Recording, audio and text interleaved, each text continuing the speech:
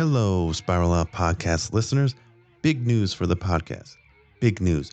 This podcast has got its first official sponsor. Yes, somebody sponsored this podcast. Head on over to rockabilia.com. It's the coolest place on the internet to get all your officially licensed music merch. That's right, officially licensed. You can get Tool shirts. You could get a Perfect Circle hoodie, a Deftone shirt. You could get a Metallica towel. You could get a Sleep Token sculpture. So head on over to rockabilia.com and use the promo code SPIRALOUT to get 10% off your order. Again, rockabilia.com, promo code SPIRALOUT to get your Metallica t-shirt or your Tool shirt or a AC/DC towel or a Beatles blanket. They have a ton of cool stuff. I bought a Deftones poster the other day. And again, official tour poster. So, rockabilia.com. Thank you for listening. Spiral out.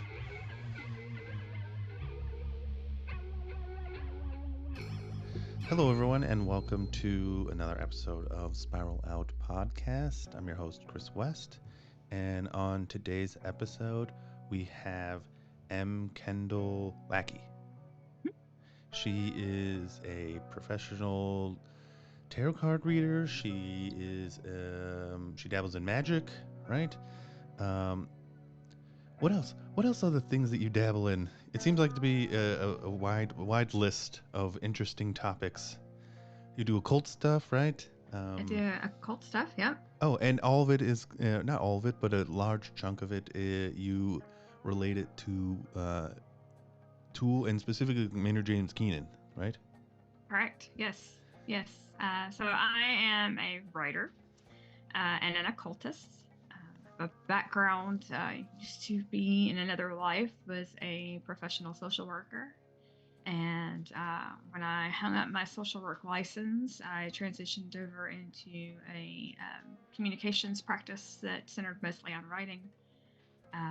And then began to gradually transition over into full-time occult work, which I've been doing that now for full-time probably 5 or 6 years, part-time in some form or fashion for over 20, and have been a professional tarot reader for 22 years.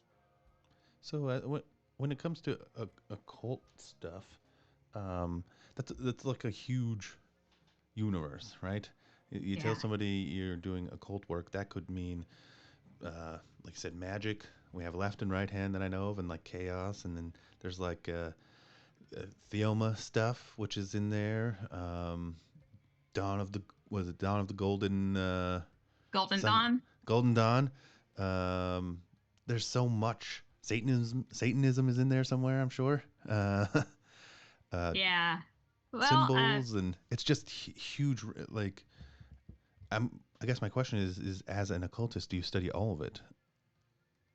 in a manner of speaking, yeah. So when I first began practicing, it was I was in college. I was working for a small new age and occult bookstore here in Nashville called Magical Journey, and I worked there throughout college. And part of that job as booksellers and merchandisers is we had to know a little bit about everything.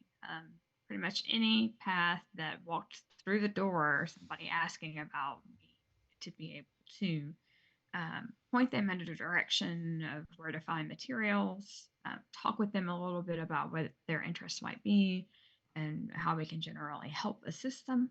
So, right from the start, this was I converted to Wicca right out of high school, and started working at Magical Journey very soon after that. So I went from being a Wiccan to having to have a much broader understanding of the occult milieu in general. Um, so yeah, I know a little bit about a lot of things, and Sure. then there are a few pathways that I really dove deep into, and namely that's hermetics for me. I really, really appreciate a more balanced middle path. But in order to really practice well on the middle path, you have to have a developed understanding of both the left and the right. So So I've, explain to me. Uh, again, I'm trying to, uh, and don't take offense to this. I'm trying to ask questions as if I was like a 3-year-old, because there's a lot of language I think that people may not have heard. I mean, if you're into Tool and you're listening to this podcast, most of this language should be at least been thrown out to you at some point or another. Like hermetic, that's a specific teaching style, or um, yeah, yeah. So just to kind of back that out a little bit.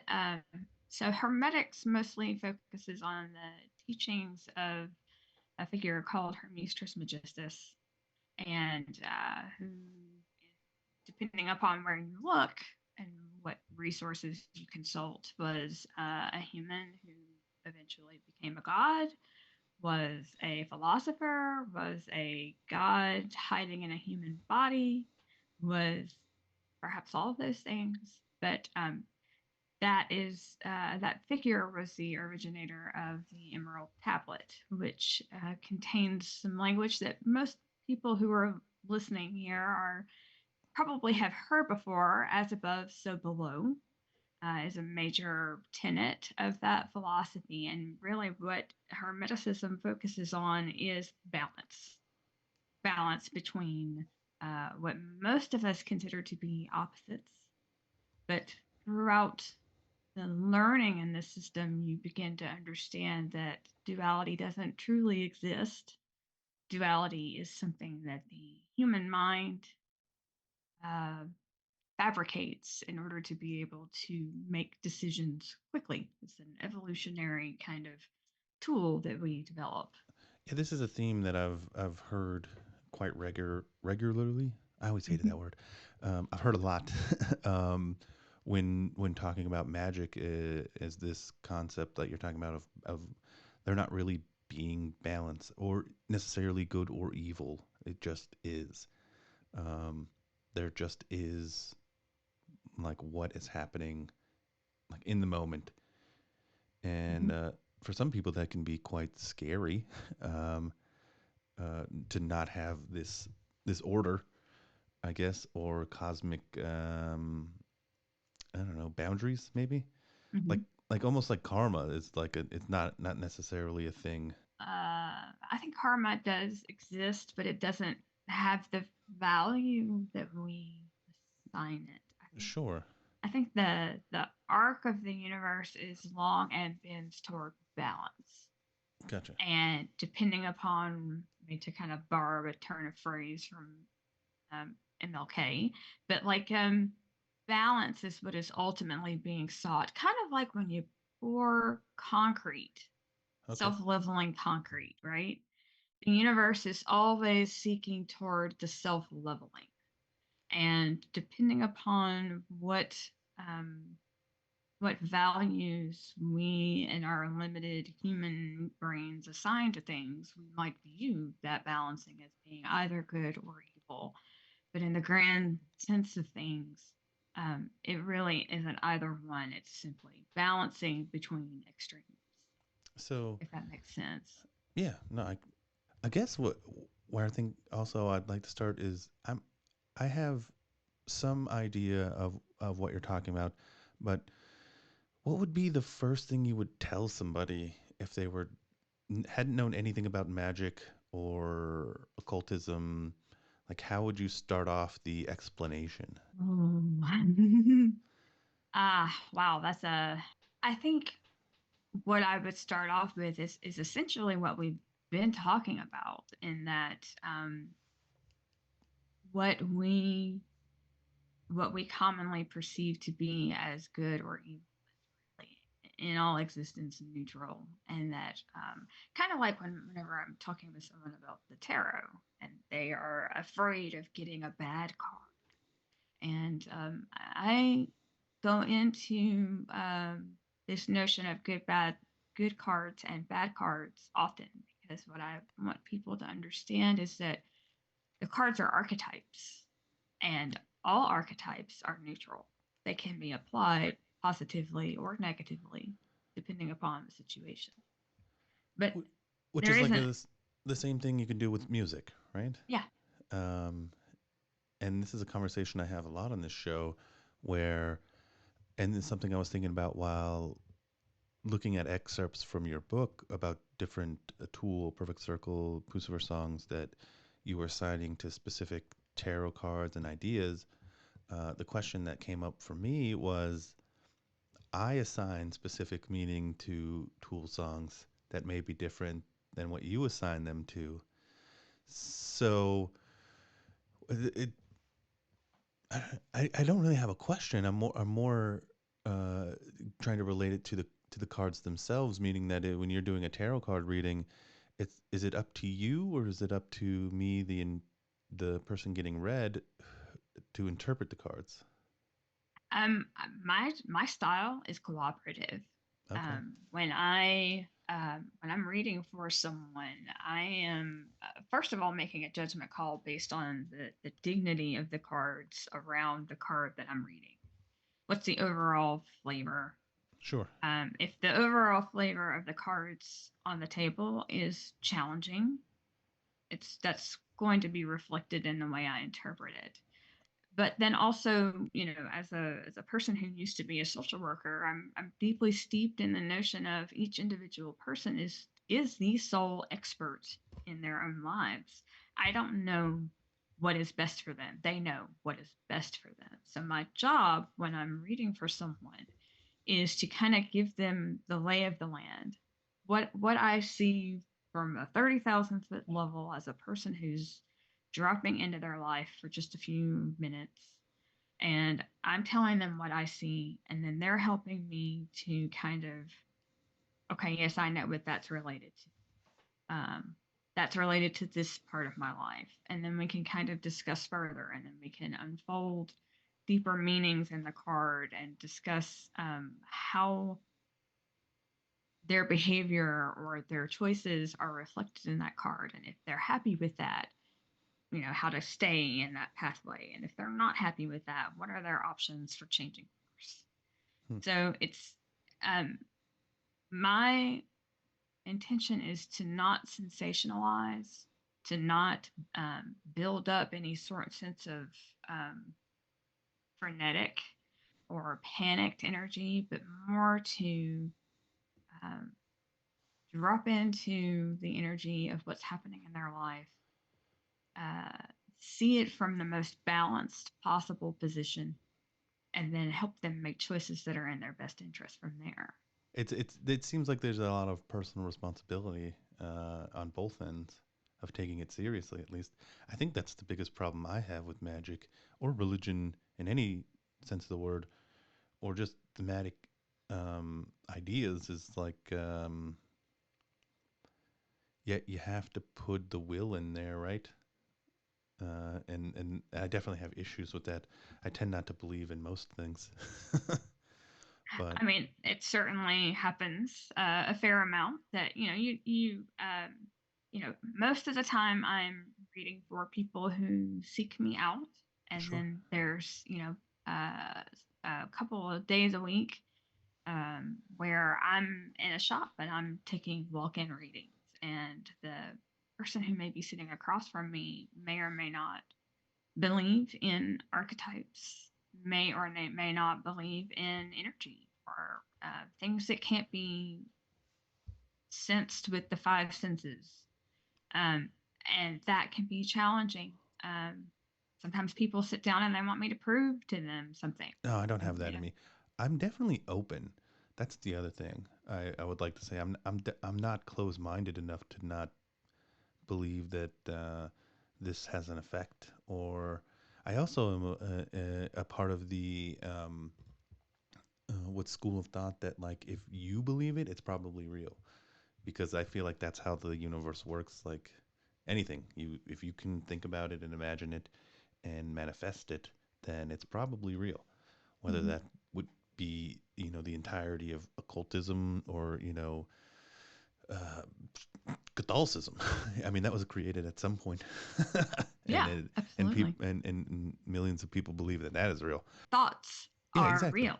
Yeah, Ideas are real, and they have real impact. And if the only thing that we know about thoughts is that they impact behavior, that's enough um, to call that a thing that exists. So and yeah, I find it interesting, and I don't know if a lot of people make this connection, but I do. There seems to be a lot of like crossover and connection between occultism and like a newer belief system, I guess you can say. It's also science, but like quantum physics and like sacred geometry and more of these like uh, wild schools of thought. They seem very like entangled to me. Well, I don't quite understand it, but you may be able to. Maybe it has to do with ah, shapes and thought, like you said, thoughts and. But it's very interesting to me. It all yeah, relates in here. I agreed. Yeah, a lot of it, especially on the quantum physics side of things, far above my pay grade. All right. Um, Me too. but to me, what it really emphasizes is that modern science is proving what ancient philosophy and ancient um, spirituality has known for thousands of years. And we can get into all kinds of speculative, wild speculation about that stuff Well, like too. Atlantis and Yeah. stuff like that, Yeah. which I love talking about. Who's some people that definitely feel like have a grasp on this is Tool, and they seem to be able to mesh, the music, the magic, the sacred geometry, all of these different themes that aren't necessarily specifically occult, but occult related, into this package of mystery and uh, let's just say magic again. Yeah. Yeah. Multi-sensory experience, ritual hiding in plain sight, um, or master magician slash shaman on stage weaving a spell that the entire audience is under. And I think it doesn't take an advanced practitioner to know that something different is happening at a tool show than just about any other major act performing today. And I know Well, that is me going pretty far with I don't, that. I don't think so either. With that, because if you again do research into magic and I don't mean like magician magic. We're not talking about hand and card tricks here. Just for people listening, if you get in and talk about the occult, a lot of it is ritual, and we're not necessarily talking about sacrificing animals or something of that nature. We're talking about putting uh, putting your will and thought into the universe, right? Yeah. That's what I always got from rituals in general. Mhm. Um, I The way I typically kind of describe it to people who aren't practitioners is it is a way to perform psychoanalysis on ourselves using high drama. That's what magic is. Magic is not something that is it's not intended to change the exterior world so much as it's intended to change the interior world. How we perceive things, how we behave, altering deeply ingrained behavioral patterns that were brought about, however they were brought about, whenever they were brought about, but patterns that are no longer helpful, they've become dysfunctional. But our typical ways and modalities of shifting things for ourselves aren't working. And so you employ something that speaks to a really deep, visceral, primal part of your psyche, and that responds to high drama. It responds to archetypes. It responds to the stories that human beings have been telling themselves and each other for millennia. And that is what magic is utilizing to help people change the way they see and interact with the world. And therefore, their experience of that world then also shift. Hmm. So by archetypes, I mean, and this is, if you're listening, how ancient this term could possibly be, and what you're talking about is, you know, when they designed the constellations, right? They gave it a specific meaning and a feeling and a name, and ancient people anthropomorphized stars into constellations and gave them meanings. This is like one of the oldest things human beings have done.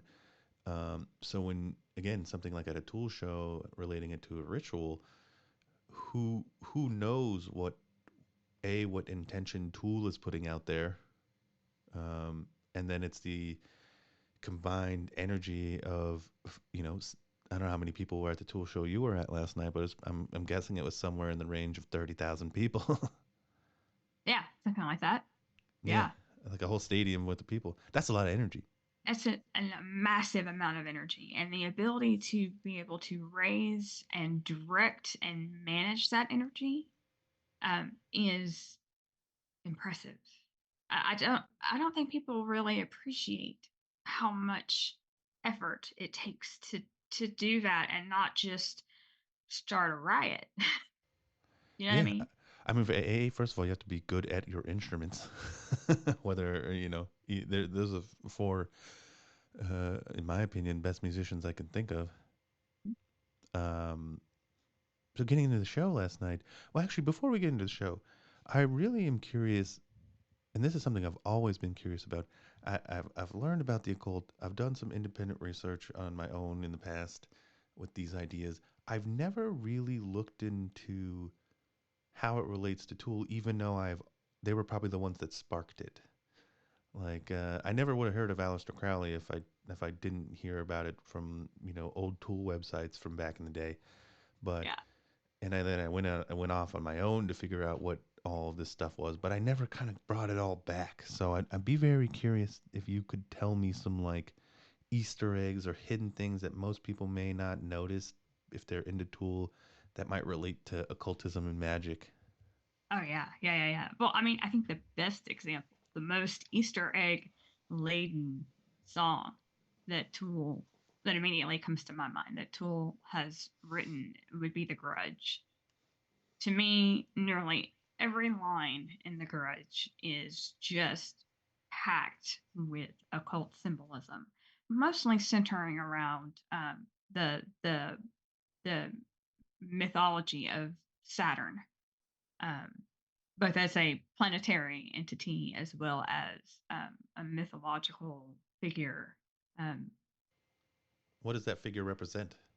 Saturn represents time and restriction, constriction, restraint, discipline, um, responsibility, commitments, and also and when we get into discussing Saturn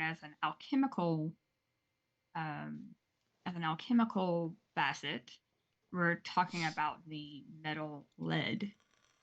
That's the metal that's associated or correspondent to Saturn in hermetics. And as we all know, lead is heavy, and it's considered to be the basest of the metals. And when we hear about the ancient art of alchemy, the ancient science of alchemy, what they were trying to do was transform lead, the most worthless basic element, into gold, which was the prized pinnacle metal, the most revered.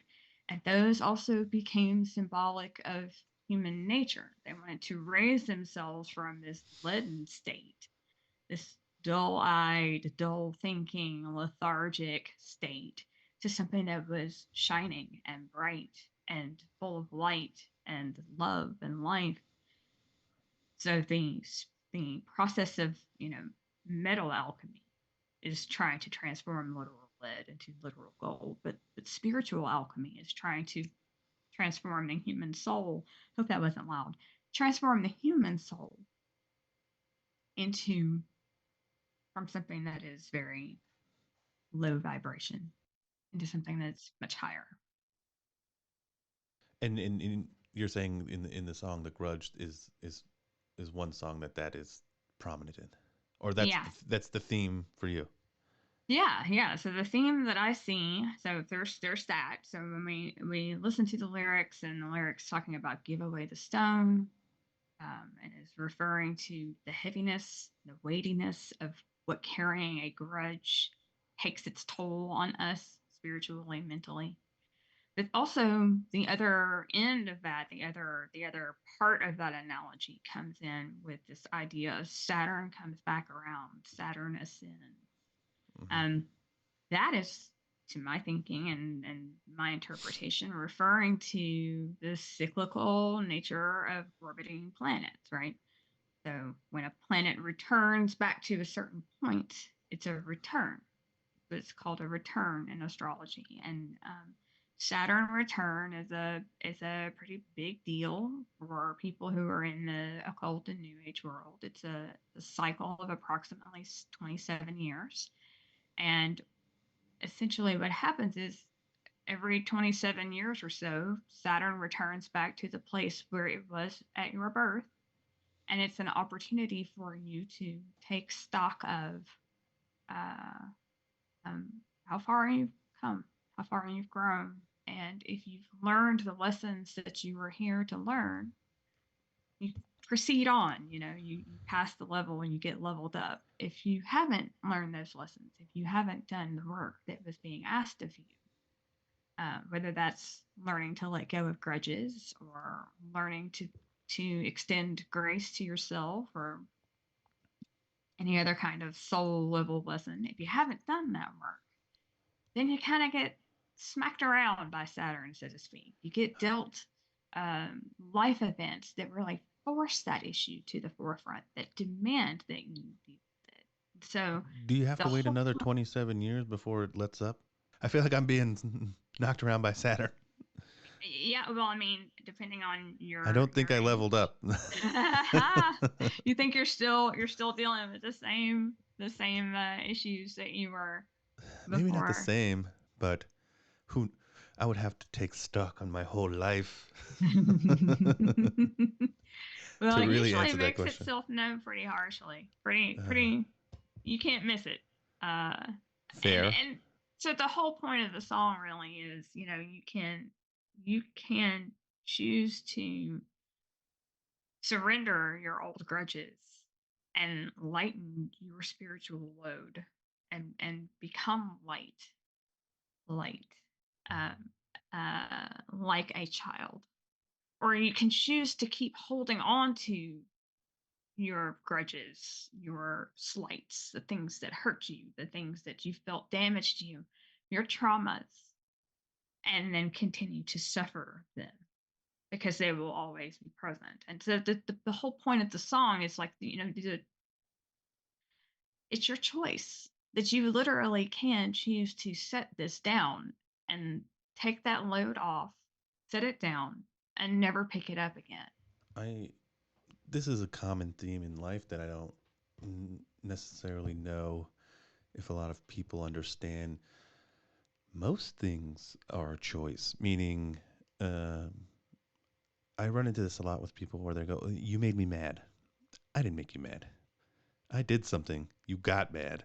Um, it's kind of your choice on how mad you got and whatnot. But that's just like a small fraction of what you're talking about, I think, Mm-hmm. too.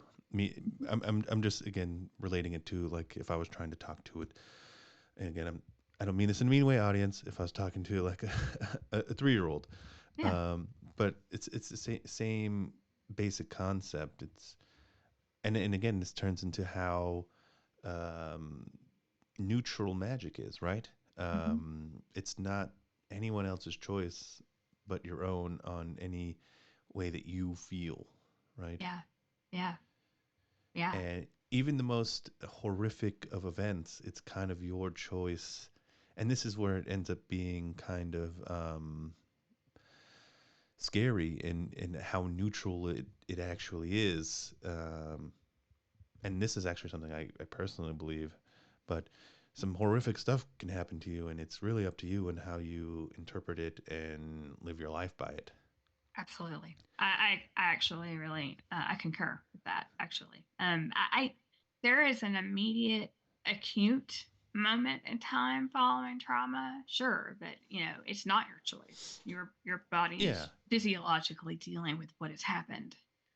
But there comes a point when that acute stage has passed, and when we begin to try to get back to normal life, that there really are far more choices in how we choose to see an event. Do you see that event as having permanently damaged you? Then yes, it absolutely has. If you see that event as something that was temporal in nature and is past, and you and your essence as a person remain the same, then yes, that is true. So because our thoughts are things and they impact us, um, you can in effect choose how how long term your trauma is, and how it does or does not define you. And I think that's the overall message of the grudge, and it's being couched in an analogy or a metaphor that is occult in nature, using a using an analogy that's an occult analogy. I'm glad how you brought that back around in line with theme, right? And I definitely want to say this before we move on from my previous statement. I'm not necessarily talking about, like you said, it's not physical things, right? Certain mental disorders and physiological disorders and stuff like that are not your fault. Those are things you cannot control. But those are also things that are your responsibility if you have them. Like mental illness and trauma is definitely not your fault, but it is your responsibility to deal with it however it is you would like to. Yeah. Um, moving Yeah. on, back to Tool in the occult. um, Which is all related. and not necessarily songs too, but I mean their imagery. Oh, You know, yeah. they have the heptagram, 7-pointed star, huge magical symbol. I mean, on multiple levels, seven is a huge number in magic. The shape in general is very magical, apparently. Yes. I mean, it seems to be all working for them. Yeah, I would say so. It's been rather effective, um, however you want to slice it. right? So we talked about the Grudge. That has a lot of occult symbolism in there, but it may not be your favorite one. Uh, is there a favorite one for you Oh my gosh. where it specifically relates to magic? Again, we're talking to Yeah. Kendall. One of the reasons we're talking to you, or I'm talking to you to be on the podcast, is because you wrote a whole book about this. I don't know if we made that clear, but you have a whole book Yeah. Yeah. relating Actually. to, Maynard James Keenan lyrics to the occult and tarot and magic. Yeah. Yeah. It's called Beyond as Above, So Below: Understanding Hermetic Tarot Through the Music of Maynard James Keenan. And that, in effect, is what I've done. Is several years ago, about 5, almost 6 years ago now, I happened to be listening to a playlist, and I was thinking about what a crazy shift in stage presence uh, Maynard underwent when he moved from Tool to A Perfect Circle. And for the people who were fans at the time, it was mind blowing to see him adopt a decidedly more feminine presentation, and a more feminine style of writing, and a more feminine style of singing, and music that he was singing with was decidedly more feminine in nature than Tool. And so it got me to thinking about how perhaps A Perfect Circle was his way of being able to explore the divine feminine, the feminine pillar on the tree of life, the goddess, however you want to phrase that. Um, and He even adopted long hair, like yeah, you know. yeah. He had prosthetic breasts. He Uh, was writing songs about love, for crying out loud. Yeah. And you could have knocked me over with a feather the first time I heard Myrtle. Myrtle blew my mind because I never in a million years thought that I would hear him sing about something so emotionally vulnerable as desire, romantic desire, romantic loneliness. Loneliness for the feminine was something that I just never ever in a million years expected to hear. And I think that most fans were taken aback by that. So the song I think you're referencing is Three Libras. Three Libras, really and honestly, the vast majority of Murden Nom, Yeah. all the way down to Magdalena, The Hollow, Three Libras, all of the songs are really delving into Tool's main MO in the early days, especially, was anger. The only emotion was anger. It was anger, resentment, frustration, um, mistrust, all that. And when we saw a perfect circle come along, we started actually getting some more vulnerable emotion come through. There was loneliness, there was sorrow, there was betrayal, there was desire. Those things are not commonly associated with that really hard wall of fury that we as listeners had grown accustomed to with Tool. So it was kind of a jolt. Started thinking about how do all these, well, this song reminds me of this card.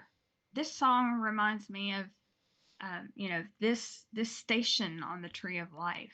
And then the next thing I knew, I realized that I could identify a song that matched with most tarot cards that I immediately came to mind. And I started literally mapping them out. So if I threw out some songs, could you relate them to specific tarot cards, Yeah, like from more than memory? most of them from memory. There are a couple that I changed right before publishing that I would probably have to go back and check to make sure. But yeah, and from Pussifer, Tool, and A Perfect Circle. All right, I'm gonna throw some out if you don't Okay, mind. here goes nothing. Here goes nothing, right? A number one, parabola. Parabola and Parable together are the High Priestess, which is Atu 2 in the Major Arcana, relates to intuition and the moon. That song always makes me feel about. Always the lyric that sticks out in my head with that song is the like pain is an illusion. That's right. That's exactly right. We Uh, are eternal. All this pain is an illusion, and that is the exact tagline that I use for myself as a mnemonic to helping me remember what the High Priestess teaches. And that is, we are in direct relationship with Source at all times. We cannot be separated from it. We are it. a We are reflection, if you will. reflections of it. Absolutely. Next song. I'm Mhm. gonna try to pick a weird one. Hmm. Good. Good. Let, Let's go us go for with it. let's go with Pucifer this time. What about Indigo Children? Yeah, actually, Three of Cups for the Indigo Children, which is Mercury and Cancer, and it is about celebratory times, revelry, dancing around the fire, food and drink, is a strong theme in that card, as well as the song. There's that song always reminds me. There's like these specific words in Theomic. I hope I'm saying that right. Aleister Crowley's thing. I don't remember the words themselves, but I know what they mean. It's like wine, flesh, fish, grain, and sex. Hmm. That song always reminds me of that. It has to do with like left hand path magic. Um, Another song. Let's go with Perfect Circle this time and do the noose. How about the noose from a perfect circle? Mm. So I didn't pick the noose, but I can relate the noose to what would I what card would I put it with? So just to kind of give you an idea of the thought process that I was thinking about, what I was doing when I was pairing, thinking about the major themes of the song. And the noose is a conversation with someone who's in recovery, who's become self-righteous and judgmental. and pointing out that, despite having overcome something large, it didn't make them perfect, that they're still fallible, just like everyone else. And that until you make repairs for what happened in the past, your slate is not fully clean, right? So I would be thinking about the universe, Saturn, as one of those cards. It would probably take more than one card to fully Sure. flesh out the news.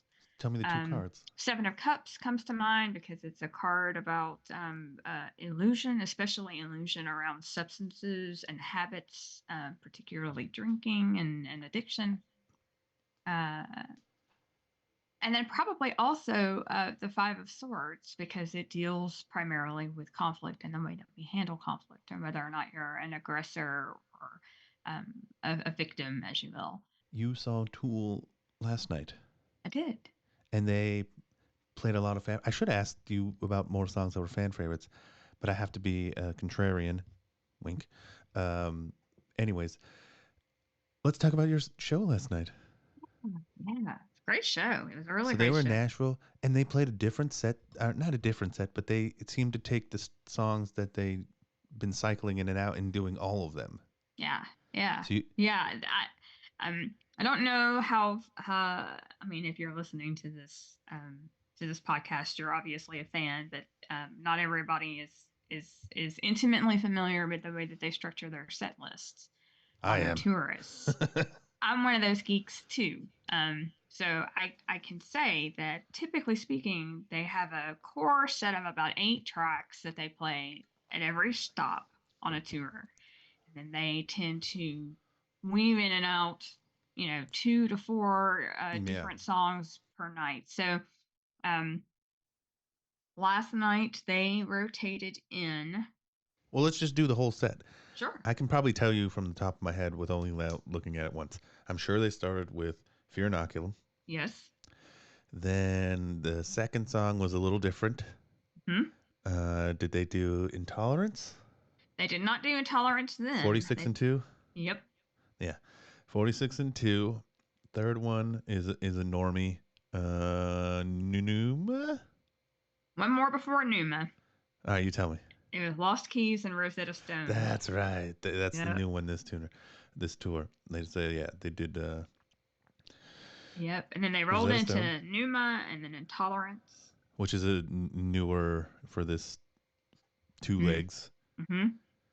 Then Descending. Mm-hmm. The Grudge. Yep.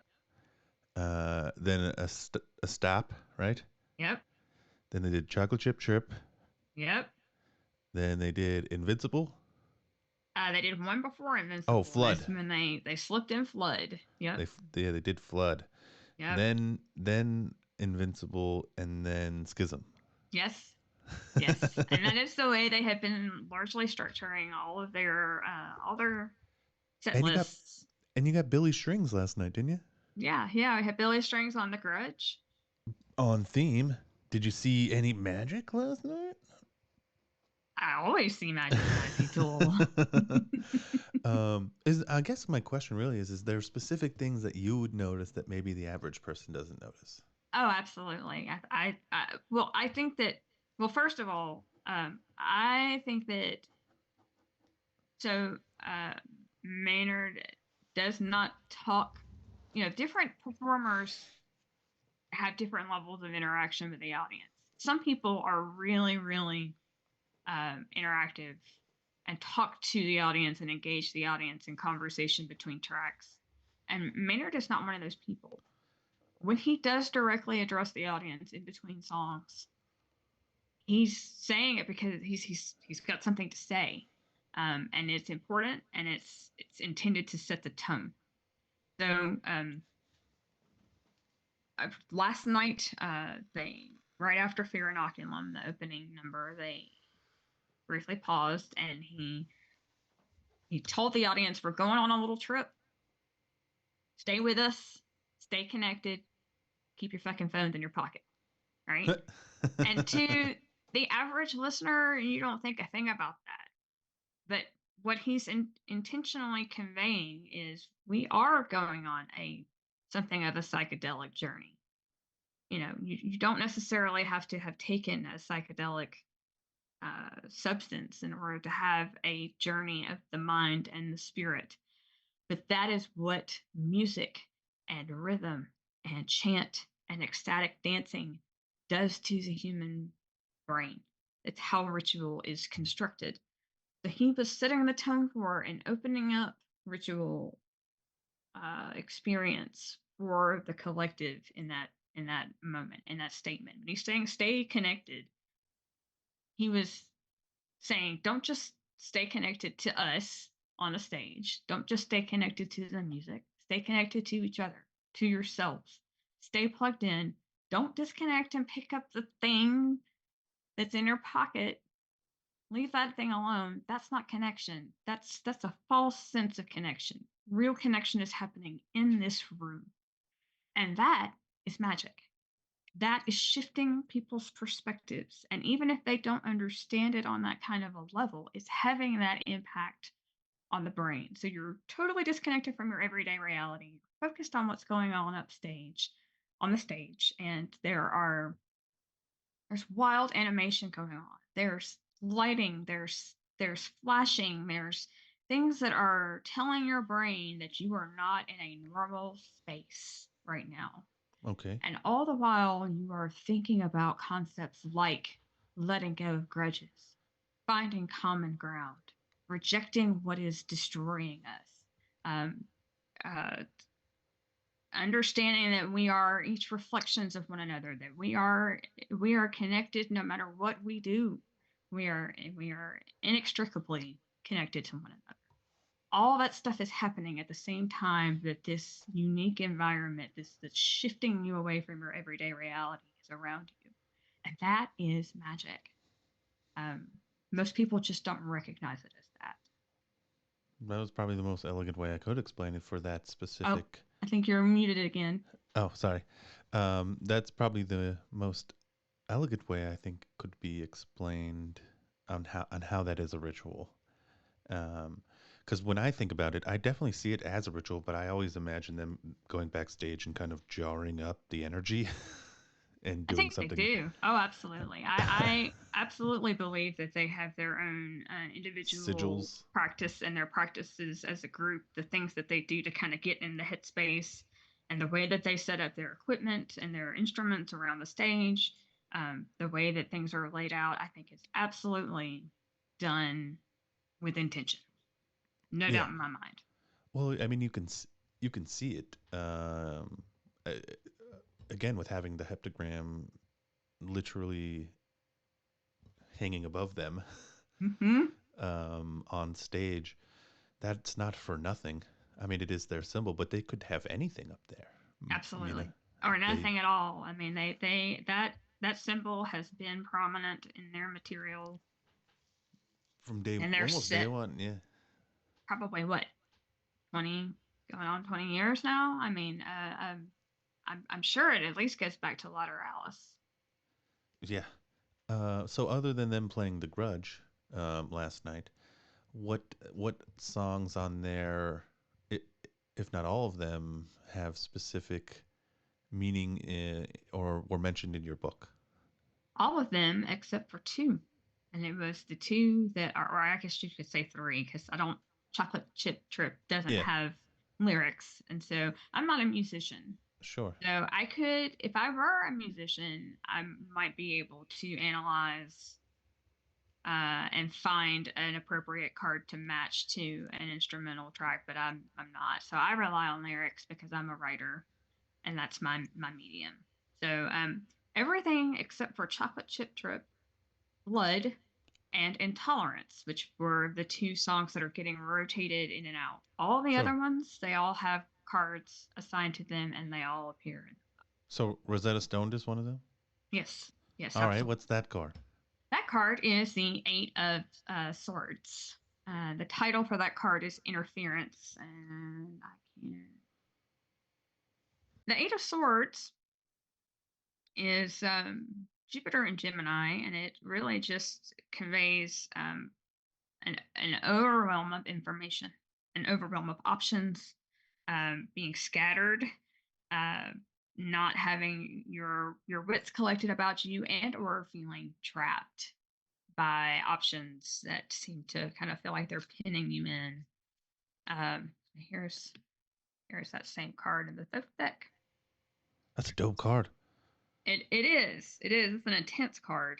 Um, I So let's just go through the whole set list. Yeah, Let's start at FI. Fear yeah, inoculum. yeah. Fair inoculum. Two of Swords, also known as Peace. Aha. Oh, There we go. yeah. Look at that. There we go. So now I can actually show you the cards a little bit easier. That's awesome. So fear inoculum. Fair inoculum. Two of Swords. Peace.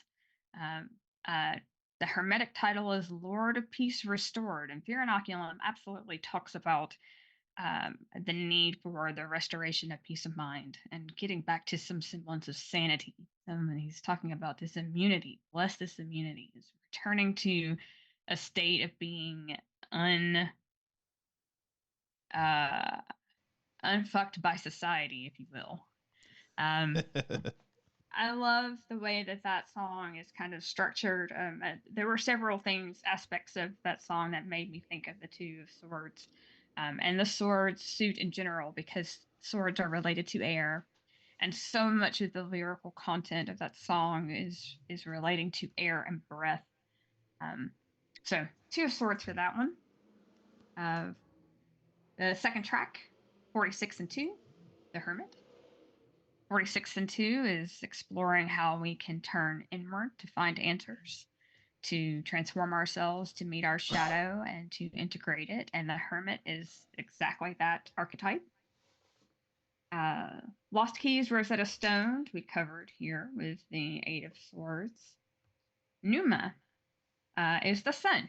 And for folks who are familiar with the lyrics, that shouldn't come as any surprise. One of the main lines of the song is sun becoming. And the sun really is, its hermetic title is the Lord of the Fire of the World, I think is the name of the title, off from memory. That the sun has historically been humankind's conception of what God must be like. The sun is the bringer of food and nourishment, and we wouldn't survive without it. So, definitely a deified presence in our lives. Then they moved in from Numa. They moved on to Intolerance, which was one that is not in the book. So the thing that I related to it is the Seven of Swords.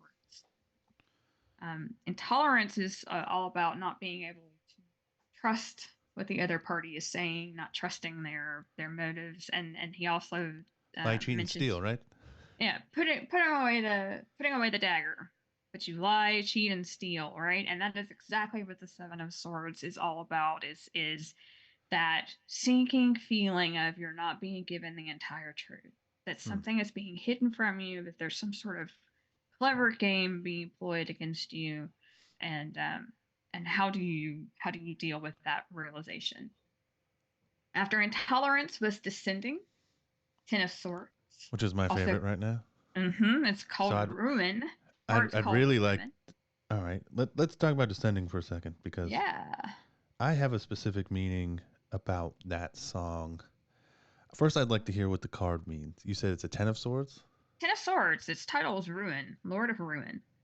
And it's essentially the morning after Cataclysm.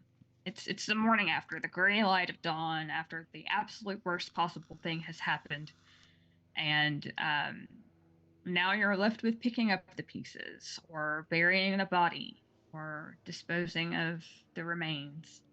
Um, it's in my thinking the second most challenging card in the deck. Really? For that reason, yeah. Hmm. Yeah, so what's your interpretation of Descending? So my interpretation of that song is about how do I about having specific struggles in life wanton means like um, indulgence, right? Yeah, It's yeah, very close to indulgence. So for me, it's that song specifically is about having these wild desires and then kind of putting those in check and figuring out what you need to do for the greater good of the universe. I know that's weird, and like kind of taking a stand for something other than your wild desires. yeah. And I think that's exactly what yeah, um the archetypal essence of that song. I agree. I don't necessarily see it as sexual. I interpret it more along the lines of environmental. Fair enough. That the environmental apocalypse that's quickly hurtling our way, and at this point we're really powerless to stop it. All we can do is mitigate it. We can mitigate that ruin, as he Hmm. says in the song. And the point of that 10 of swords is that the worst has indeed happened, and at this point you're just dealing with what is, and you don't really have much choice but to come correct and face the music and do what you can to salvage what is left. Great. Next, what's the next one? Next one is the Grudge, Which we've and covered. we've covered, and that's the universe, the card of Saturn. After that was Chocolate Chip Trip, which has no lyrics. Then it was the Flood, or Flood rather, not the Flood, but Flood. And Flood was another one that I had to decide what would I call that card, and I would call that the Seven of Cups. For a couple of reasons. The Flood's lyrics really does focus on everything you thought you understood was wrong, and now you're having to reassess. And the Seven of Cups is called the Seven of Illusions as a nickname often because what you thought was true, what you thought, what resources, what runway, what options you thought you had, you really don't. And now you have to come to grips with the reality and reassess. I feel like I do that every day. Don't we all? Don't we all? And then they moved into Invincible, which I associate with the Emperor, particularly the warrior side of the Emperor archetype. But the Emperor also represents earthly masculinity. So all the mentions of victories in battle and weapon outbillion and trying to remain consequential and relevant as a warrior and a leader and a male and a man um, conjures the emperor to me. And then finally, they ended with schism, which I associate with the lovers. Hmm. And most prominently because Crowley wrote about this card rather that it should be called the brothers instead of the lovers. And I think that's really true. It's really about the way that the other serves as a mirror to ourselves that reflects back to us who we are. So the lovers involves um, themes around relating and relationship and um, equality in relationships and feeling valued and heard. And also issues of communication, which is a major theme of Gemini, and Gemini is the sign that is associated with the card of the lovers.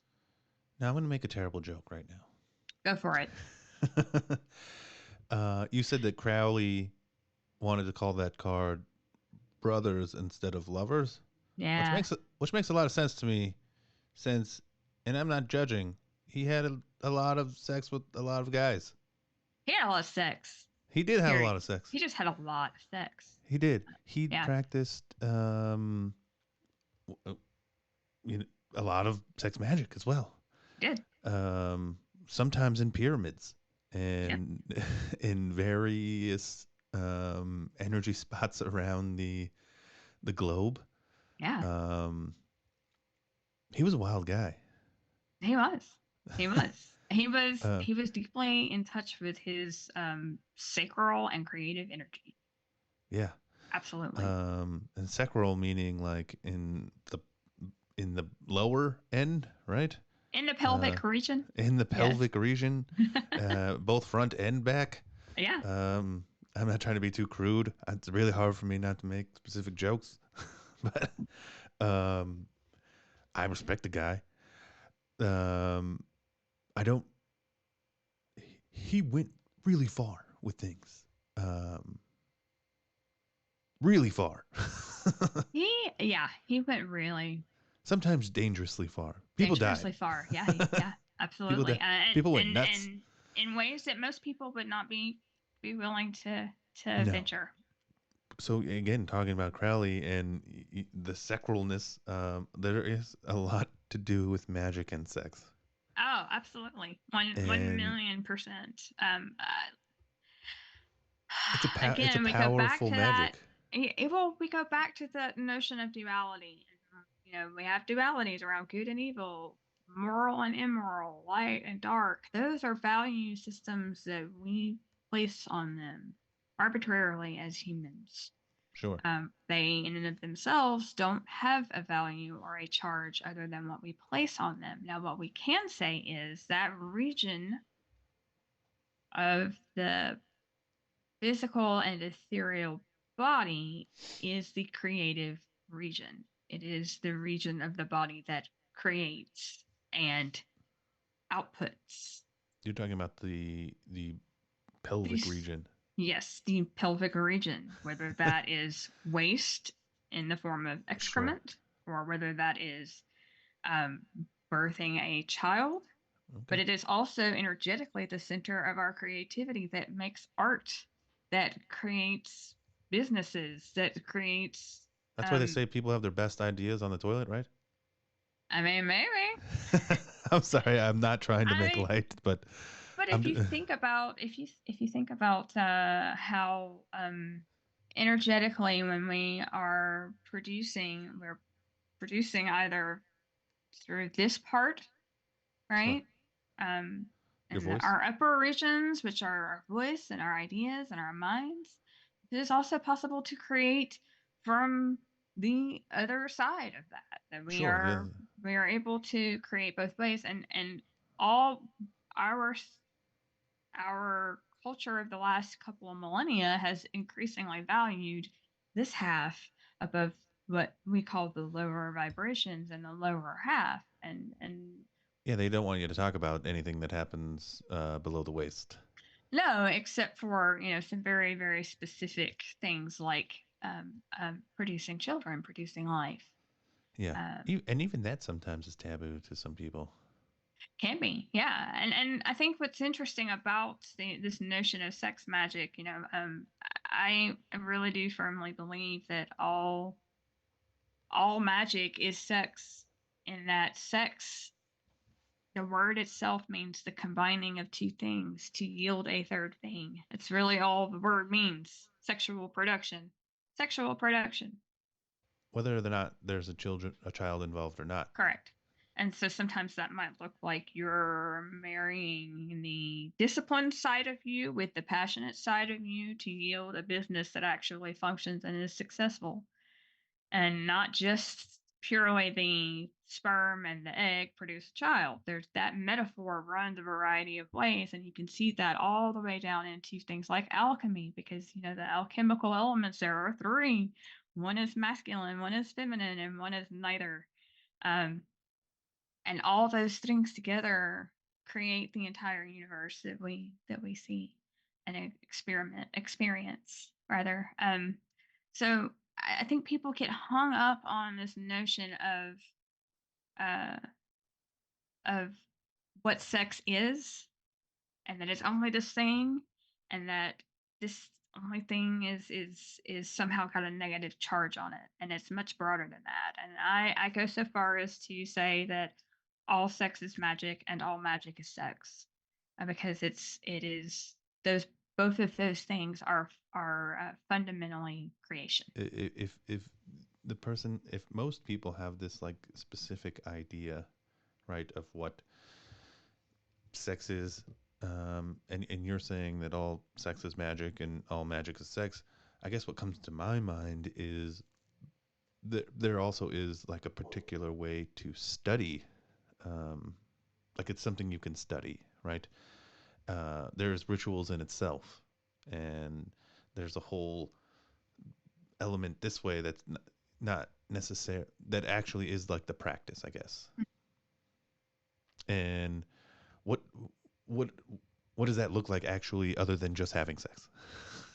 Oh, well, I think even before having sex, it's recognizing the pieces of you that are positive end of the battery and the pieces of you that are the negative end of the battery, and which side of that battery are you weaker on or stronger on, and how do you balance those two so that they are equally strong, and then therefore your battery will hold a charge.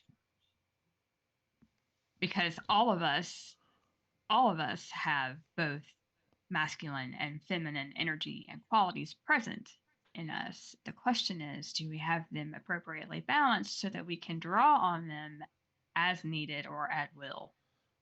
So that we Mm. have, for instance, the emotional capacity, which most people would find to be a feminine quality. You have access to the full range of your emotions. Can you express them adequately and healthily?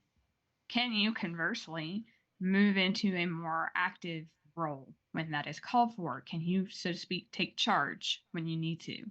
Both of those two scenarios are evidence of how well the two poles of masculinity and femininity are balanced within you. And what do you mean by charge? I mean, the ability. So, when we talk about magic, we talk about building up a cone of energy to its crescendo and then releasing that energy at the climactic moment. Uh I huh. love your language, because I feel like you're gonna say something naughty, but then you don't, and it's very it's classy. Well, I mean, you don't. Um, I appreciate the classiness. Is all I'm saying. well, I mean, it can be You said. can say whatever you want, It but can be said FYI, a variety of ways, but I guess when this is I'm. not a child's podcast. Oh, and we're not talking about childish things by any stretch. No. But uh, I use the word climax because that this description can be fit for not just what happens in a sex magic operation that actually involves sexual activity, but it can also be equally applied to what we experienced in Bridgestone Arena last night Okay. while four people were So playing on stage. so Um, what would have been the climactic moment of last night? oh gosh, man, it's every time in every song where the lights come up and every hand is up in the air and everyone is emphasizing the word that is being said. You can feel it. It's that punctuated moment where it's the phrase we're all waiting to scream, right? That's the So you're climactic saying, moment. so in turn, you're saying that at last night's show, the entire arena was having multiple orgasms, Oh yeah. spiritual orgasms, Oh, absolutely. just Absolutely. busting hella nuts. Yeah. Over and over and over and over again. Yeah. And I No wonder think, I go to so many Tool shows. oh, I think of all the Tool shows I've been to. I think of all the songs, all of it. Absolutely, man. And that's happening every single time you go to a show that you are amped up, excited, screaming the lyrics, deafening the person next to you. That's Hmm. what's happening. You are full on participating in a ritual. And if the people on stage are magicians worth their salt, they're aware of that and they are directing it. And it has an intention and a purpose. So, what do you think their main intention is? Now, I think their Yeah. main intention is unity and helping people find the middle way. What were their previous intentions? I think, like all of us, when we're young, we're angry, we're resentful, we want freedom, we want power. We've felt powerless for all of our childhood and adolescence, and we want it. And so we're fighting for it. And I think when most people's really young music, that's where that is coming from, the struggle for independence and power. And I think as most people get older, you hear people talk about, like, I liked them better when they were young and angry. They're not angry anymore. Well, why aren't they angry anymore? Well, they've healed. They've gotten a little older and a little wiser, a little more mature. They don't have the energy for anger anymore. They've come around to realize that it can't be all anger all the time or you burn out. No, I really like the explanation of their career path, um, because I always see them. Again, I'm really interested in chaos magic. Um, Not that I've practiced anything. Mm-hmm. No. um, I haven't made sigils and done weird, not weird, but my own what's it called, rituals. There's some fun ones. I haven't written people's names on paper and done things to that paper. I Uh, would never but think that you would do that. sometimes you just gotta try stuff out. You gotta keep an open mind, right? Hey, That's hey. the whole point. Um, but no, I do like that description of their career path in how you're relating it to, you know, magic in general, and again tarot in general, right? Like these specific archetypes.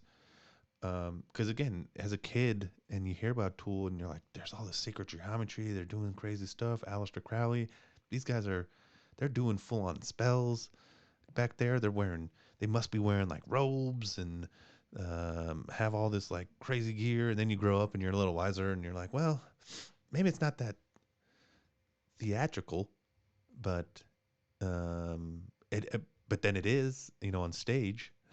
Um, I don't know. It's just really interesting. I don't really have a point to all that other than it's like really interesting, and I'm trying to put it all together in my brain. like, I I have really enjoyed um enjoyed being under their spell. Or that's really you're correct in that. It's really what it is. yeah, There's a lot of people under that spell. absolutely. Uh, I wonder if it's a specific spell name. It must be. Um, so at the beginning of the show, we talked about you doing a reading for me. Hmm. Hmm. Is that something you'd still be open to doing? Sure, sure. I'd be happy to do that actually. I I know we're running a little bit longer than we originally talked, but um, I it's just so interesting. And again, I'm being on my best behavior. Well, we there's a time and a place for best and worst behavior. What time is This this? is a time for honesty. How's that? Honestly? Okay, Honesty. honestly, I've been holding back. So I'm going to turn the camera back over to the cards again. So here we've got the choice between, and we've got the Tabula Mundi here, which is the deck that is illustrating the book. And I also have a borderless Thoth deck here, Aleister Crowley Thoth. Do you have a Wait, so, preference? I'm gonna ask a question first. Hmm. You said the borderless deck was what about Aleister Crowley? The Thoth deck is the name of the deck. Different Hmm. people pronounce it different ways. I've heard some people say Thoth. I've heard some people say Tote, Oh yeah, I've heard Tot, thoughts. Yeah, a I'm gonna go with variety. the borderless one because I feel like it's more dangerous. Well, they do each have their own unique. Uh, And mind you, who's listening. I am going to be completely open. This is not something I'm doing to be facetious or um, I'm not going to be punching down.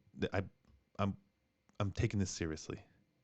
I'm just going to be me. Like I said, be honest, right? Excellent, excellent. Yes, and for my part, I am going to read for you as though you were any person I am just meeting sitting across the table from me asking for a reading. Great. Okay, excellent. So, um, hopefully, I don't know if we adjusted your volume and such for shuffling, so I'm hoping this will not be too loud. I don't hear it at all. Okay, excellent. Well, I haven't really started shuffling it, so we'll see. Um, so, have you had a tarot reading before? Um, if I'm being completely honest, I know people have done them for me and I was not around. Does Mm-hmm. that make sense? Mm-hmm. And people have told me like, "Oh yeah, I did a reading for you here and there." I don't necessarily know if I've ever sat down and somebody like took it seriously. Okay. Well, So I don't know what kind of answer that is. no, that is perfectly good. Um, I'm gonna do I'm gonna you say have no. do you have a particular question you wanted to ask? Something you wanted to ask about? Mm, no. Oh, all right. I'm leaving the um I'm leaving it up to the universe. Excellent. Okay. Well, let's see what we can get into. I'm going to continue shuffling. How many times do you shuffle? Well, you're about to find out. I would like for you to not clear your mind. Think about all the things that are going on in your life right now that you would love to have clarity or guidance on. And then whenever you're ready, tell me to stop and they'll be in the right place.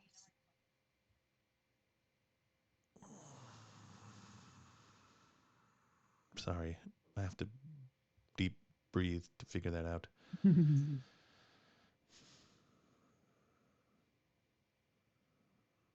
Got it. right. Tell me. Oh, I already know when your birthday is because you already told me. So, what I'm doing right now, I am looking for the Knight of Cups, who's right here. No, that's the Queen. Sorry. I'm looking for the Knight of Cups. He rules over that part of the calendar where your birthday is. And there he is right there. So this is where I'm going to cut the deck, take the bottom of the deck and put it there on the bottom, reassemble. That's a method that Lon Milo Duquette uses for cutting his cards, and I find it works really, really well. So what's here on top now is the card that rules the area of the calendar where your birthday is. And for some people, remember that they're only hearing this, so we're gonna have to explain Yes. everything. Yes. So I'm getting to lay the cards out in the spread and just dealing out cards here.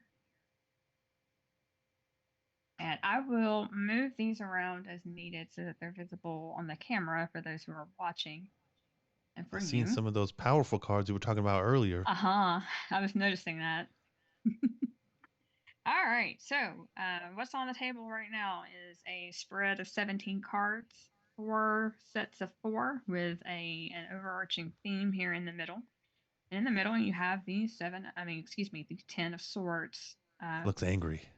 It's angry. All right. This is that card we were talking about before with descending ruin.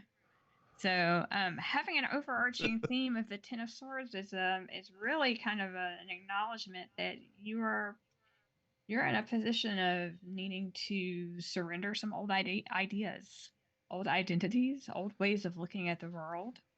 Oof. This is probably happening in more than one area of your life right now. It's happening in all areas. All right. Well, then that tracks, and we already know we're off to the races. And so you pointed out very correctly that several of the cards that are on the table are what we call major arcana cards. They're cards that relate to major archetypes in the human psyche and in the human life cycle that we all experience.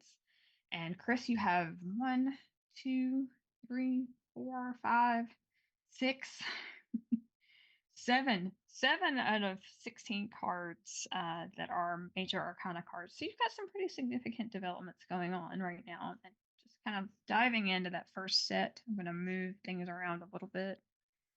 That's all visible here. All right. So first set of 4, we have the Lovers, the 7 of Cups, the Princess of Discs, and the Hierophant, or Hierophant, if you will. All right. So the Lovers, we talked about a little bit earlier. That's really about choices that we make and about um, choosing between options that seem equally enticing, as well as ways in which our relationships are or are not balanced and equal. Followed by the 7 of Cups, which is dealing with illusions around how much runway we have, how many options we have, how much time we have, and the ways that we deal with or shove traumatic stuff under the rug is card often called the Seven of Illusions. The Princess of Discs is usually related to our ability to create our own reality, and then the Hierophant card, which is an archetype of the pastor, the priest, the clergy member, the person who connects divine wisdom with everyday wisdom here on earth. So putting these together, we're looking at probably an area of your life where you're having to make a decision that's bringing you face to face with how your choices and actions have created your reality for better and for worse, and that probably you've got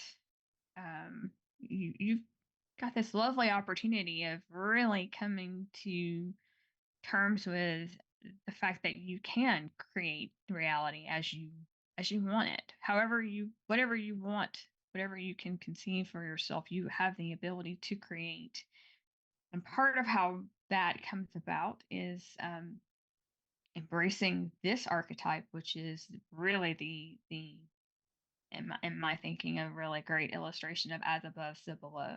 So a lot of times when people get this card, I'm asking them how active they are in their faith of choice.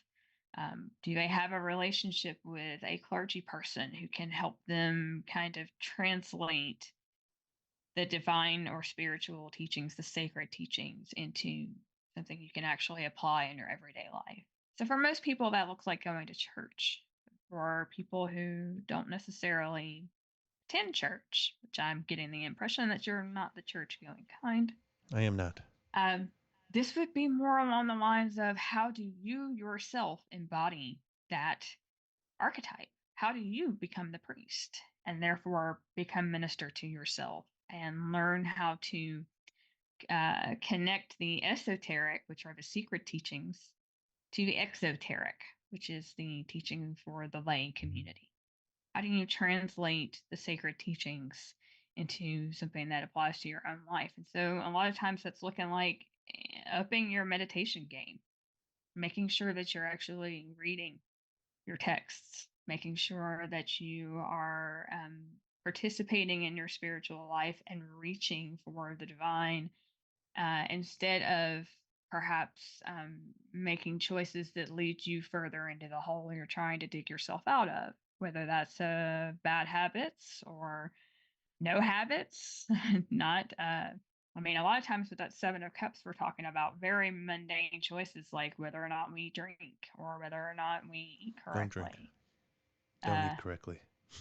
yep. Uh, This can even be a card. So this is Venus in Scorpio, which a lot of times is I relate to um, injuries that we sustain on the more vulnerable parts of ourselves. And so that can look like things like, you know, if you have trauma in your past and how that trauma has or has not been dealt with and what you've been doing to self medicate it. So, this is a moment where you can break a cycle where you may have been self medicating an old hurt or an old injury that never really healed so that you can make your reality better match your hopes and your aspirations. And that is a choice. That is a so can choice that you can make. so can I tell you what I think you're talking about? If you would like to, you are certainly not obligated to. No, I would like to. Sure. I mean, I'm not going to go to specific details of my own life, but Sure. um, themes. What I get how I'm going to apply what these cards are saying is that the first card is I have a choice right now Mm-hmm. to that's the first card is I have a choice right now, and the second card is to either keep doing the let's say negative things or positive. I can keep doing what I'm doing right now, um, or I have the ability to manifest uh, but is now the third card. Have the ability to manifest whatever I want. But the last card is saying I should probably lean towards more of like the divine, which I which resonates with me personally because it's something that I do not do at all. Meaning, I feel very connected, but I do not. I've never explored my own spirituality. Wow. It's just been kind of on default, and I've trusted it. If that makes sense. Yeah. Yeah. Yeah. Like I follow. I kind of do the spiral thing, like lateral. Like I just kind of go with the wherever it should lead me. But maybe that's not necessarily what's good for me anymore. Well, Maybe maybe I should. maybe it's kind of continue doing that, but maybe deeper, maybe more intentionally, maybe more Intention, regularly right? as a practice or a praxis. So before we go to the next set, Mhm. um, is is there a specific meaning to the first, second, third, and fourth set? No, there's not. Usually, just in going through the meanings of the cards, you you figure out what it's talking about. Okay. But it's never any set like this is your health, this is your family, this is your nothing like that. It's whatever the universe Or needs to like, convey. Now sure, I will there's not like a say past, present, future or something. nah, no, that's I mean it's a perfectly valid way to read, but it's not the way that I typically read. Sure. This is my way. Uh, Gotcha. and I will say, because of who we are and the medium through which we're having this conversation, a focal point song for you to focus on to help you kind of move through to the next level would be Philosopher's Sour Grapes. Okay. There's your prescription for Because that one. is So there always sour grapes with you, boy? No, I'm just kidding. uh-huh. It's definitely pay attention to the spoken piece in the beginning, and I will Okay. leave it at that. Gotcha. Uh, then moving down here into the next section we have Lust, the Chariot, the High Priestess, my goodness, and the My Eight of goodness. Wands. That's three heavy hitters right there, all deeply, well, these two most certainly very deeply feminine cards. And this card is also feminine, but in a more referential way. So lust is exactly what it sounds like. It is vitality and lust for life. And it absolutely focuses on our sacral center. It's our creative ability, sexuality, sensuality. Um, It's the horny card. it's the horny card, and it's the card of being in your body Gotcha. as opposed to being stuck in your head, right? It also corresponds to Leo, the sign of Leo.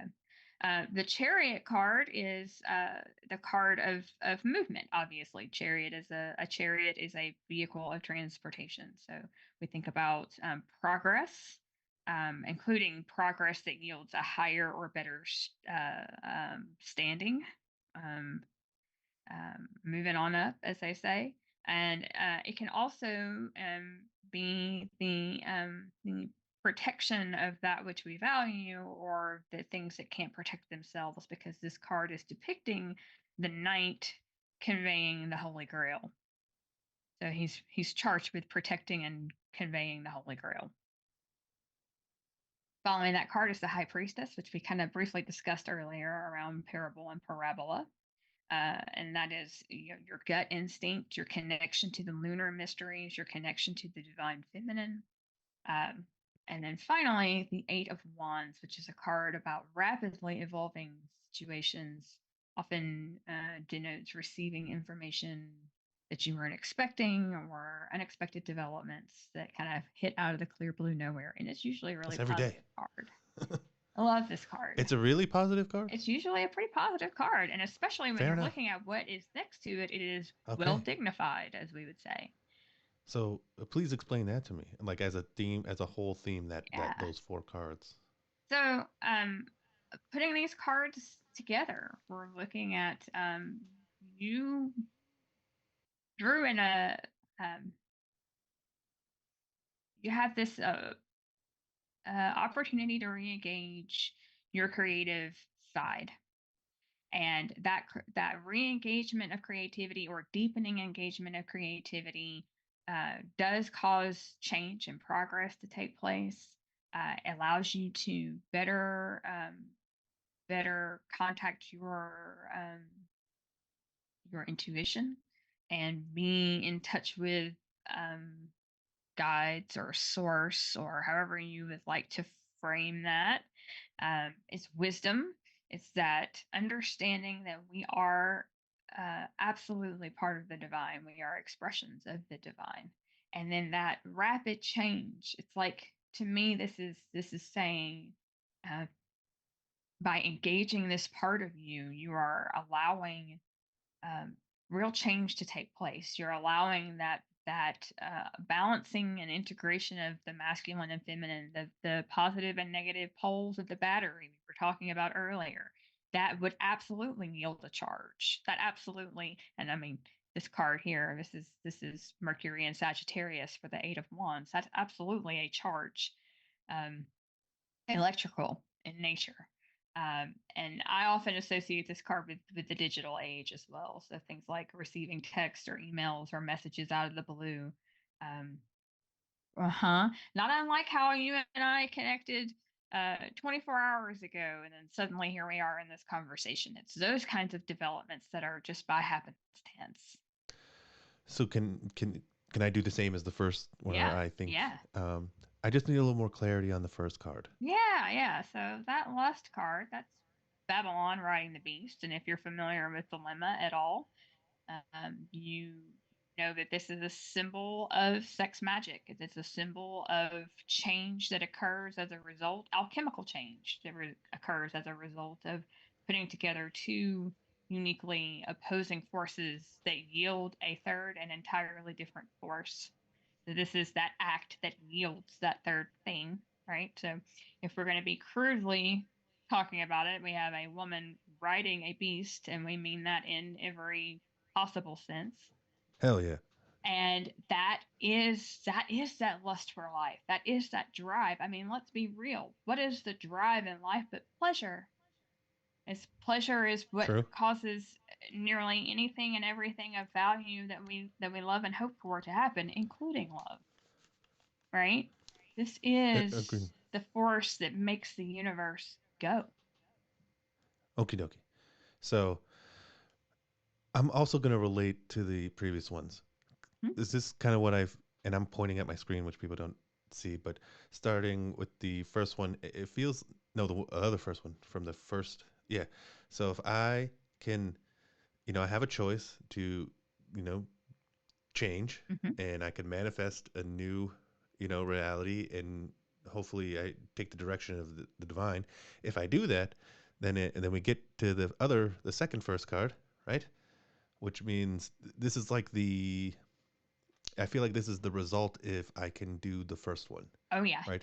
Oh yeah. If I can complete the first task, then this second one will be a lust for life that is protected and closer to the divine, Mm-hmm. right? Mm-hmm. And then also extremely the charge card, meaning like you said, unexpected news, Rapid changes, rapid rapid developments. change, in a positive direction. Yeah, yeah. And I would also go even further and to say that this will not be complete in order for this to begin, but I would say they're concurrent. That Gotcha. you opening up that part of your practice yields the lust for life from the outset. Okie doke. Yeah, I don't. I've been saying okie dokie a lot. It's like something new. I'm sorry. Um, got it. I got it. Yeah. Okay. So I'm gonna kind of push these off to the side here. I'm gonna keep them in the proper order in case we have to refer back to them. Right. And I'm gonna No, I'm move. liking it. I'm liking it. It's all good news. All good Uh, things. can Okay. can can we revisit the middle card, the angry one? Yeah, the angry one, the one that looks angrier than it really is. This is really surrender, man. This is really Okay. like surrendering old ideas that don't fit anymore. And it only is painful the harder you cling to it. I'm just trying to relate it to what we've talked about so far. Yeah, absolutely. So this is you got in order for you to be able to make these choices up here that we're talking about, you got to surrender certain ideas about what things mean. What will it mean if you re-engage or deeply engage your sexuality? What will it mean if you choose to inhabit your spirituality in a deeper and more regimented way? Like these are the kinds of things you're going to be reconsidering and who you are and what that means about you is Hmm. encapsulated in this card. Open to it. So then this next set here, now we get some interesting stuff. So you got the Ace of Discs, the Eight of Swords, the Ten of Discs. So I always take note. You've got the Ace and Ten, same suit there. So that implies a completion of swords. And then you have the Tower card. Now everybody freaks out when they see the Tower card, but I ain't scared of again, a tower card. there are no good or bad cards in tarot, just neutral archetypes that we apply. So, looking at this set, the Ace of Discs is for me the Maker's card, the card of creating something new. And because discs relate to material reality and things we can hold manifest in our hands, we're talking about things that exist on this plane. So it could be anything from I already know what you're talking about. producing a work of art or I heard. creating a business or so, but it's making something. I got it. That inspiration and that drive to make is being thwarted by probably um, uh, racing thoughts, too many ideas, too many possibilities, not being able to choose a direction, or feeling like the direction you want to go is thwarted by all these obstacles. Essentially, it's your brain fooling you into believing that you have fewer options than what you really have. What? Then that's followed by the Ten of Discs. Ten of Discs is an interesting card to follow the Eight of Swords because this is really like a frenetic or unfocused or scattered thinking or energy. And then the Ten of Discs is much more focused. It's much more related to how we build and direct the wealth of resources that belong to us.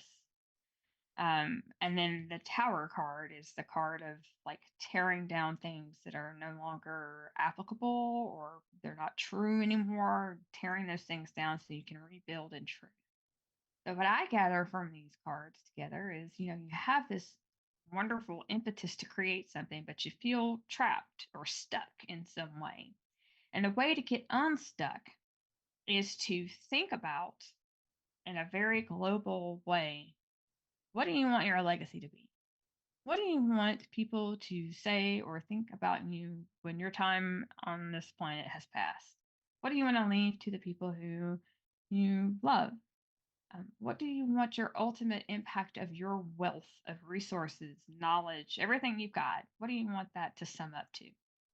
By having that focus, it clears everything else that your monkey brain is telling you for why you can't achieve what you want or build this thing. But once you have that focus and you understand where you're heading, you're going to automatically see the things that suddenly don't fit, and you're going to be cleaning house. Going to have to get rid of some things that are part of that monkey brain, things that are distracting you, things that are not serving you. Maybe it's things like commitments to stuff that doesn't really even serve your overall purpose anymore, or um, Like posters. being able to understand where you're spinning your wheels so that you can eliminate that commitment and then be able to recollect that energy and direct it at the thing you actually want to build instead of old commitments you may have racked up and just have always kept. Does that make sense? Yeah, makes perfect sense. does it I does it ring true for you? Of course. Okay. I get this one is a little bit more.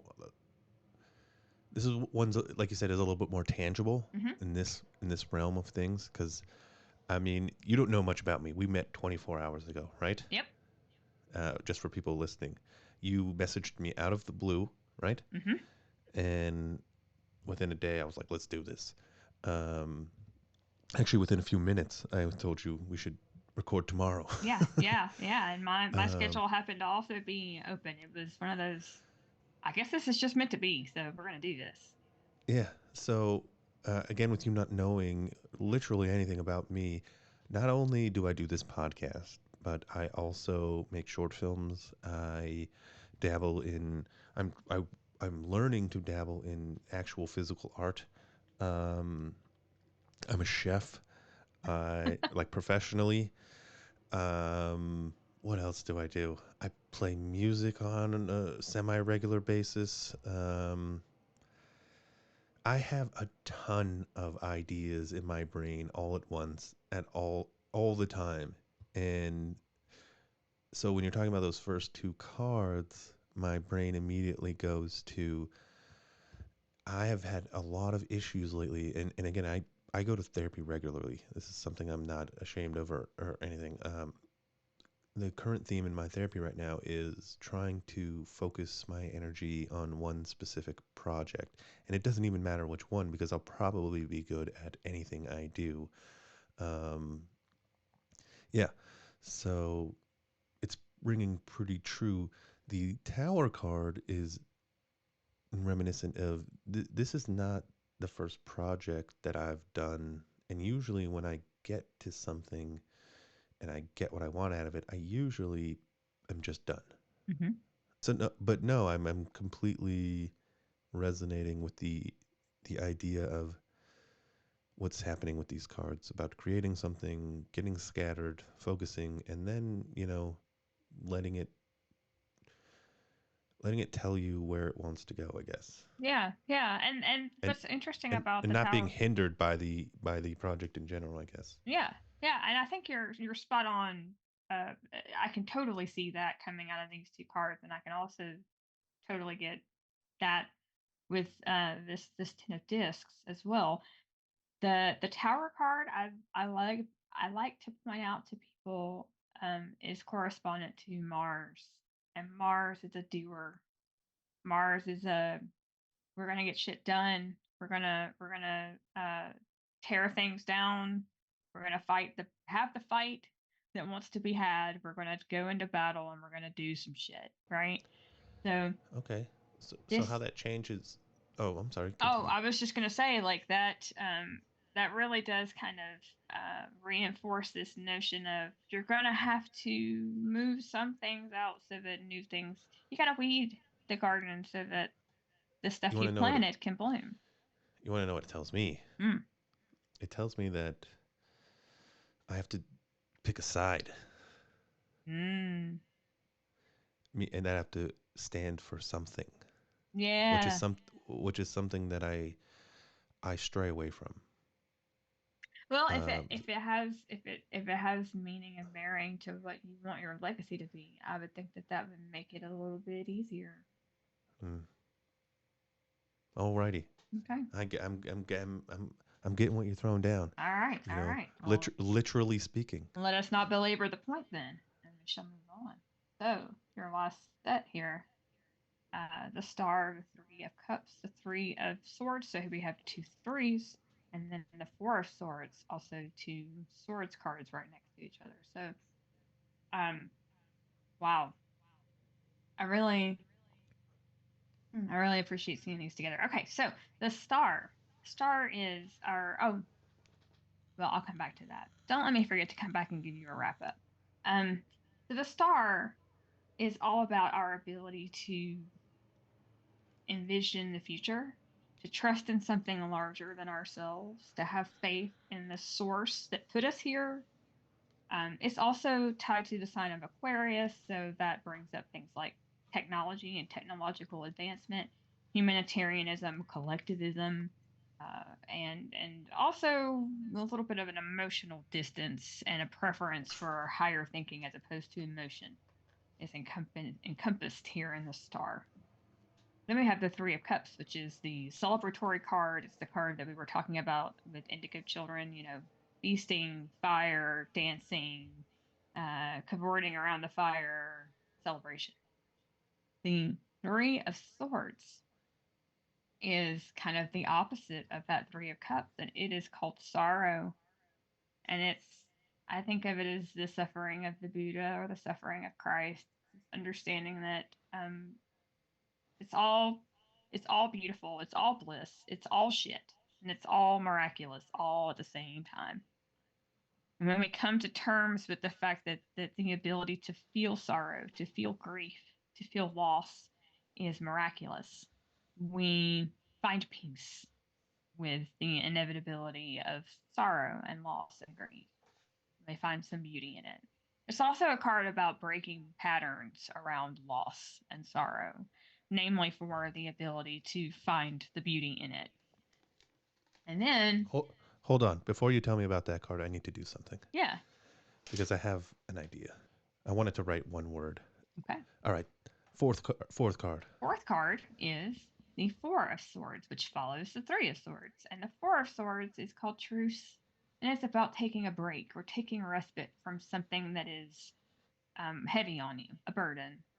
It's not permanently setting that burden down. You're gonna have to come back and deal with it later. But you need a reprieve. You need a break. So putting these together, usually when I get this card, I'm asking the person, so when's the last time you took vacation? When's the last time you took a long weekend off or something like that?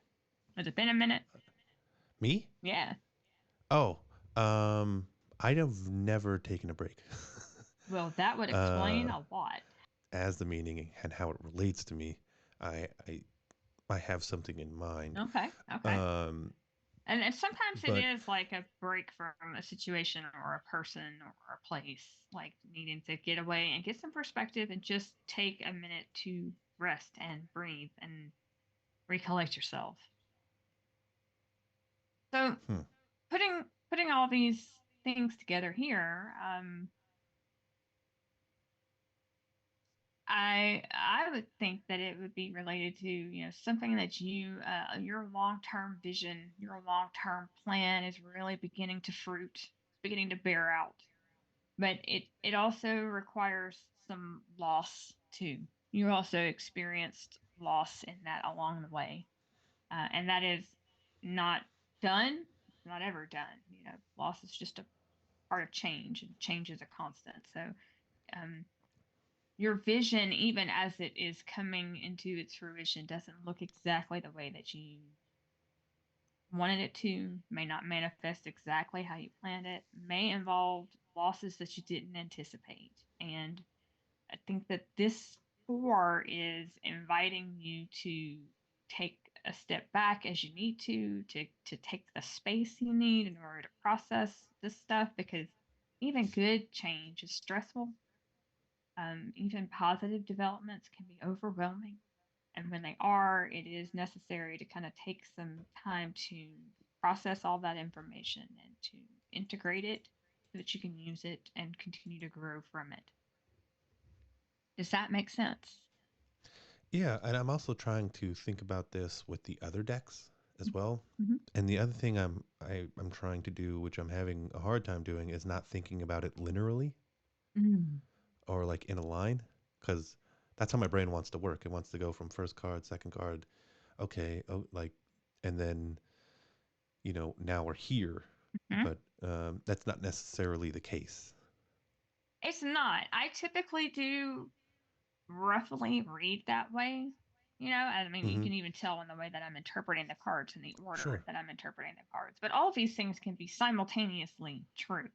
Doesn't necessarily have to be a this happens, then this happened, and this happened, but Sure. can be along the lines of, as a result of this, you're getting these flavors, and then here's what you need in order to balance these two very opposing things. You need time and space to integrate these things, the joys and the losses, the Because success and the loss. I want to think about it. Like my brain wants to think about it linearly, and I don't know if Yeah. that's a good thing or bad thing. I don't know that you Uh, necessarily want to try to do it that way, because then that equates to good things happening make bad things happen.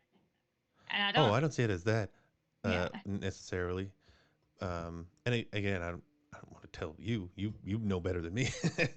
but Well, it's your life and you're the expert on it. So yes, I it's just true. definitely defer to your interpretation. But those are So what those my archetypes generally add up to. So, sure. um, Um, what I'm getting from this is that again, I have to relate it to everything else that you said, but you know, that first card is kind of like the culmination of the work, right? I get to see the source or feel it, mhm. and or whatever whatever you want to call that, joy, and it also bears fruit, right? Mhm. But also with me, a problem that I have is that I don't let anything get too happy. Um, Uh, you're waiting for the n- other shoe to drop.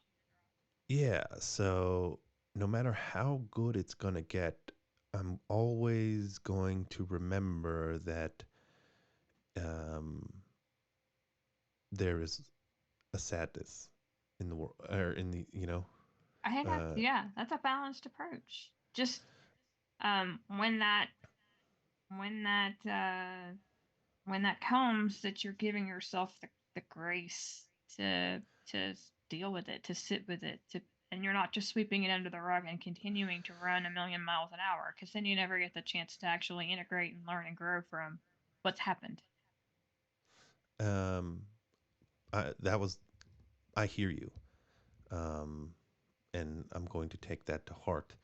Because how I see that last card about taking a break, it, and I wrote a word, and I'll show it to you now, which would mean where's it at? Cycle, Mm-hmm. meaning I thought that that was going to have something to do with that card, and that would make sense because after, you know, I do all of this work, I'm going to have to take a break before I do it again. Of course, absolutely. I agree wholeheartedly. And everything about tarot is cyclical in nature. Yeah, It's not linear. In fact, nothing in nature is actually linear. It's all a circle or even a spiral. or simultaneously. I mean, they're trying to. Absolutely. They've been talking about time lately as, there's no Concurrent. separation. Yeah, Yeah, concurrent. It's all concurrently happening. All this that you yeah. see happening now, it's happening now. Everything in the past, it's happening now. And the future, hey, guess what? It's happening now. You told me to remind you about a wrap up. Yeah, so here's what I wanted to do. I'd already done it for the first set of cards. I was telling you the prescriptive song for you to kind of lean into to help you get where Yes, you're going. So yes, here, yes. first the The first first one, sour the first one grapes. is sour grapes. Yeah. Yes. So the second set, I can't pick just one. I would actually, yeah, I can. Parable Parabola would be that one.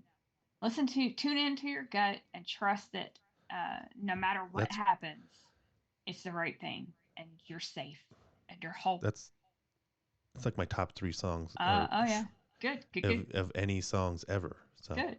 Well, good. We're on the right track then. And then for uh this set, I'm gonna tell you to go with this Ace of Discs song, and that is gonna be "Lighten Up, Francis." "Lighten Up, Francis" is a Pussifer song. It's from the Money Shot. okay, And the other one, actually, you need twofold with that one. You also need Autumn. I know that song well. It's also the same album, and that is for the Two Yeah, of Discs. But those two together kind of convey the overall message here. Lighten up, get out of your head, get back in your body, right? And then think about what your priorities are. gotcha. And then for this last set, I would tell you to look at Grand Canyon. Grand These are Canyon by all Pussifer. these are all songs I listen to on a regular basis. Excellent. So what you'll want to do then is really focus on. I don't know if you're a lyrics person, but if you're not familiar with the lyrics, get familiar with the lyrics and really You just want sink yourself into the experience of those songs. you want to hear something funny? What's that? Again, without you having ever listened to this podcast, a very common theme in my show is that I do not look at lyrics. Are you serious? Yeah, at all. I think it was talked about in the last episode. I specifically do not look at lyrics because I don't like people telling me what songs are about. Oh, well, all I'm telling you is those And songs not in like have an archetypes that are well. This is reflected in those cards. well. It's funny because I respect what you do, right? Thank you. Maybe this is part of the whole theme of the reading, which is, part of it was getting over old ideas that don't necessarily do me any good, right? Yeah. So if I hold on to this arbitrary rule that I have about not letting people dictate what songs mean to me, then maybe I won't get anything out of what you just did for me. And when you listen to the song and you interact with it vis-a-vis your own memories and your own associations that you have with the song, I'm trusting that the archetype is going to convey to you exactly what you need. Not what I would have told you, but what the archetype Sure. has to offer you. I appreciate that. Absolutely. This is officially the longest episode we've done, and I I want to thank you. Can everybody listening again? This is, I know I'm not ending quickly. I just want to make sure everybody knows who you are, and this has been M. Kyndyll Lackey. Lackey. M. This Kyndyll has been Lackey, and my all of my handles everywhere are the same. M. Kyndyll Lackey, and it's spelled weird, so I can spell that if you don't mind. yeah, please. MKYNDYLLLACKEY.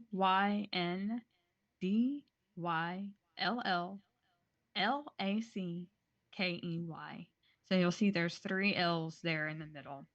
And that Kyndyll is Lackey. Instagram, Facebook, YouTube, and also my website as well. So, and bear with me, the YouTube is definitely a work in progress.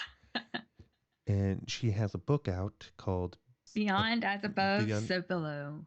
Understanding Hermetic Tarot through the music of Maynard James Keenan.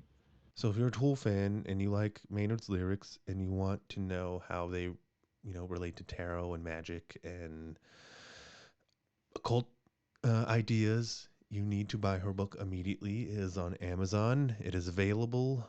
I find this subject to be incredibly interesting. Thank you so much. Kris, thank you. It was a pleasure. I really, really enjoyed talking to you. Thank you as well. I'm going to look at you. Please come on the show again. I would love it. Absolutely love it. I appreciate it very much. You're welcome. Spiral Out Podcast is produced by me, your host, Kris West, edited by me, researched by me. Everything is pretty much just done by me. Go to our website, spiraloutpod.podbean.com. Follow us on Instagram at spiral_out_pod. Facebook, Spiral Out Podcast. And again, if you want to see some of the images associated with this episode, click the link in the show notes and it'll take you there. Again, thank you for listening. Spiral Out. Pod dismissed. Wait, that's another show.